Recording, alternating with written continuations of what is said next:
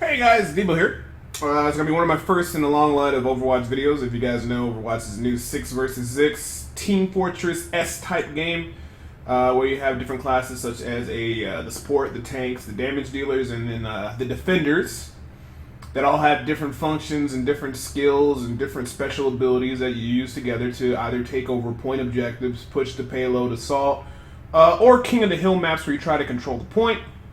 It's been beta for a long time, but it's out. It's been out for about a month or two now. Competitive play just came out, and a lot of people are actually playing the game and enjoying it. Actually, it's the #1 game in PC bangs in South Korea, believe it or not. And it's actually beating out League of Legends, but to be fair, League of Legends has been out for a long time, and I think a lot of people have been looking for a new game to play. Is the game fun? I think it's very fun. I've been enjoying it a lot and having a good time with it. There are some things I wish they would fix, but it's not too much on Blizzard's fault.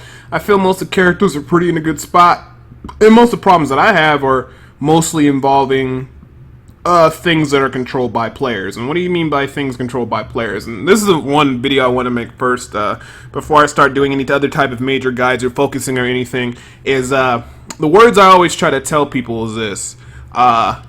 You don't want to be that guy. And some people might be like, hey, Debo, what do you mean by that guy? I might be that guy. Well, these are a couple signs if you're that guy.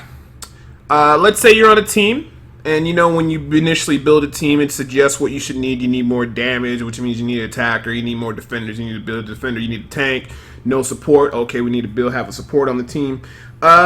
Let's just say you come into the game, everybody else selects their character. Now, you're entitled to play whatever you want and do whatever you want, especially now in casual play, and they have ranked play. In casual play, you can kind of do whatever you want, and you can practice what you want. But for the most part, I find what makes you an overall better player is if you main a couple different roles or certain specific heroes, or you just kind of get versatile with about 4 to 5 characters, preferably in different things like, maybe a couple tanks, couple healers here, a couple of the attackers, and so on and so forth. You don't want to be that person when your whole team is sitting there. You have a Genji, you have a Hanzo, you have a tank, you have some other stuff, but the main thing is you're lacking is a healer. And instead of going healer, you go ahead and pick the Genji and do whatever the hell you want. Now, this is okay for casual because you can kind of do whatever you want in casual and you might just be practicing. But then at that point, don't be that guy who eventually starts making fun or belittling his team or wonder why you're losing.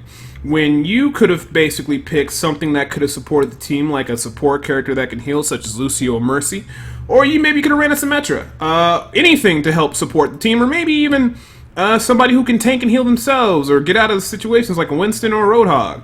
But you made the decision to choose that pick that did not benefit the team. Now, do you always have to be helpful to the team or do what you got to do for the team? No, you don't. If you're just looking to have fun, you just want to play your character, that's perfectly fine. They have a regular mode. It's just quick play.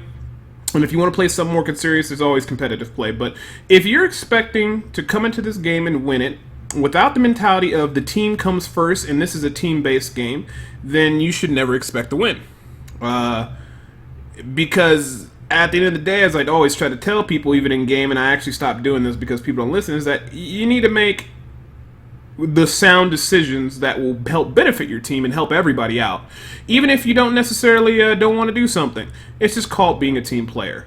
If you want to find good positions to main, tanks and supports are very good because you can be pretty flexible, and for the most time I can always usually get tank position because somebody wants to play support. Usually it's not too much a shortage of supports. The real big problem is when people don't want to play tanks or when you double up on certain DPS that your team really does not need. A current little meta that's been going on right now, I've been seeing pretty successful, is like double tank, double healer, and then double damage dealers. I've been trying to convince some people in rank to do that, but some people do, some people don't. But I guess the long story short is what I'm just trying to say is you should always, if you're expecting to win and you want to win in this game, or if that's your focus, and you should try to be a team player. You should try to always look to see what your team needs. Does your team need another support? Do they need a damage dealer? Do we already have a Junkrat? Do we really need 2? Now, some situations might call for where 2 might actually be good. Maybe like an enclosed arena enclosure like this on King of the Hill map when, his ultimate's very good. There might be in some cases where good. Doubling up on support is a good idea. But for the most part, I don't think you'll ever need like double sniper or double Genji or things of that nature. I've seen double 70 Soldier 76, but he's a little bit more versatile. But like I said, if you want to win, and the best way to win, the best way to think about it, is just making sure that you do what's best for the team. You know, I know some people out there don't feel like, you know, they should be told what to do, and, you know, it's not me telling what to do, I'm just suggesting if you want to win. And even sometimes when you do play for the team, sometimes you won't win. But more often than not, if you play for the team, it synergizes well, and you're doing well, and you're taking one for the team, and you're healing well, you're being a good tank, or you're being a good damage dealer, and assisting in what your team does, that boasts morale. And then, you know, everybody plays better, and everybody wants to have a better experience, and then everybody tries a little bit harder, and you end up winning. Because when you start snowballing on your team because you made the appropriate choices, and you're going against the enemy team that just made the most silliest of hero choices, let me tell you, once you start snowballing, it's very a powerful mechanic that everybody kind of thrives off that. People are landing their skill shots a little bit better. People are trying a little bit harder. People are using their ultimates in the right situation. People are actually doing team plays to keep everybody alive. People are fighting over the objectives. But if you're on a team where, you know, it's just a bunch of Hanzos or, you know, 4 Torchborn on an attack the point map or a King of the Hill map when you haven't even secured the objective yet, things that don't make any sense, you know, that kind of play might frustrate or infuriate people who are actually trying to play the game in somewhat of a serious manner. Not that, you know, you should be too serious in these games, especially if you're playing just, you know, quick play. But you got to keep this stuff in mind. So, you know, you just don't want to end up being that guy. You know, you don't want to be the guy that... And this is something I had to struggle with. It's just, you know, yelling at your team, going crazy on them. The only time I go something crazy on them when it's like something silly like, you know, when we're in ranked and there's 3 Hanzos, that's just something you just got. That I can understand getting mad at because it's ranked. You figure people want to play a little bit more seriously. But I will say this ranked has been a lot better recently in terms of people picking, you know, a balanced team as to how the whole system works and how the points go. That's going to be another video another time. But just in general, like I said, I'm just trying to stress this out to people out there.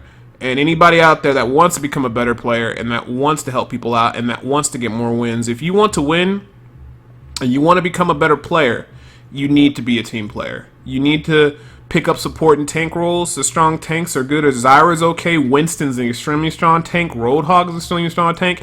You might like to be an attacker. If you like to be an aggressor, your team needs a tank. You can play an aggressive tank. You can play Roadhog. He is very strong. You see Roadhog right there. He almost shot me in my face and almost died. He's very powerful, especially if you can get the hooks off along with the you know, shotgun to the face melee combo, which can instantly kill most people. Roadhog's a good option for that. If you like somebody who can be aggressive and in between, Winston's very good for that. He got his shield, he can jump around, get in and out of combat, and he's very easy to aim his weapon with. That's another thing, you know.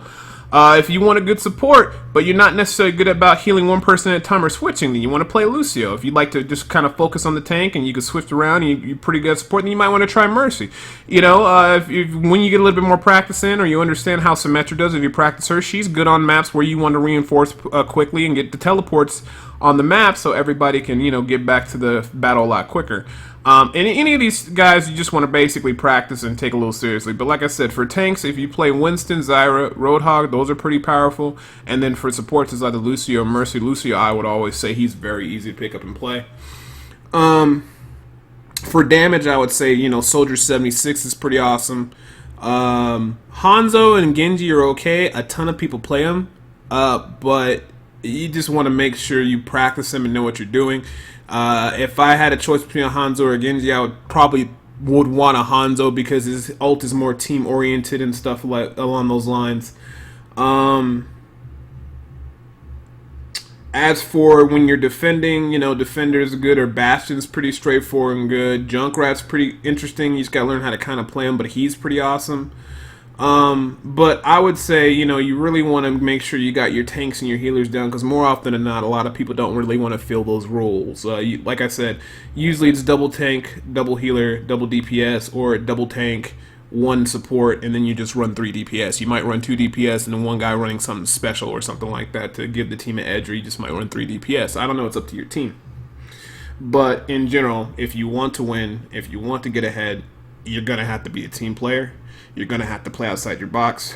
You're going to have to know when to switch and when not to. You're going to have to practice certain characters and get good with them, especially the tanks and the support. And you know, you're just gonna have to be that guy that fills out the gap that's in your team, especially when you start moving on to ranked where points do matter and things do get a lot crazy. I've been doing a lot of that.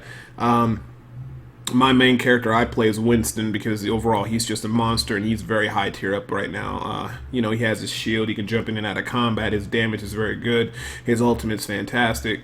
And more often than not, you know, a lot of people don't like playing Winston, surprisingly not, even though he's as powerful he is. So I play Winston, unless we don't have support and we have plenty of tanks, and I'll play Lucio. But, you know, I've been able to maintain a 56 to 60% win rate with him, no problem. Now, I don't win all the time with him, but I've noticed that my Winston play and the fact that a lot of people don't want to play versus him or understand how powerful he is, able to, you know, not saying that I single-handedly do it, but I'm actually able to impact the game immensely just from his abilities and what he can actually do. So, I guess with that being said, it's just, you know, if you want to win, be a team player. Get good with supports and tanks. Easy tanks, like I said, Reinhardt, Winston's good. Easy supports, of course, Mercy and Lucio, and of course Zenyatta and Symmetra are fun. You just gotta practice them, just like Roadhog and Mai and Zyra are fine for tanks, but you gotta practice and get used to them. Be prepared to play those roles a lot. I mean, that's just what you usually have to fool for. To attack, you want to be, I say Soldier 76 is probably one of the most balanced out of all of them. Hanzo's pretty decent if you know how to respect him and use him correctly. But you got to be careful when you use the sniper. If you guys are trying to push the point, you may not want to start with the Hanzo. Defenders, Bastion, Junkrat are pretty cool. I know a lot of people like Bastion. Torchborn is actually pretty cool too. If you have a problem aiming, you just got to get good at where to put turret locations and get good with your gun and supporting and securing your turret, and that's also something good that you can do. But, I mean, outside of all that, I got more videos coming out about Overwatch. A lot of it initially is going to be like getting people into the right frame of mind and getting people thinking the correct way, because we have to change the way people think right now, because a lot of people are not playing for the team, and this is actually happening sometimes in ranked, believe it or not, where points are on the line. And like I said, playing for the team is the most important thing, balancing everything out, being a good team player, playing the roles that your team needs, and making the correct choices on the maps, and just trying to, you know, spread some type of positivity. And you don't even have to spread positivity. You can just mute everybody and not talk to anybody and just communicate with the pings they have in the game.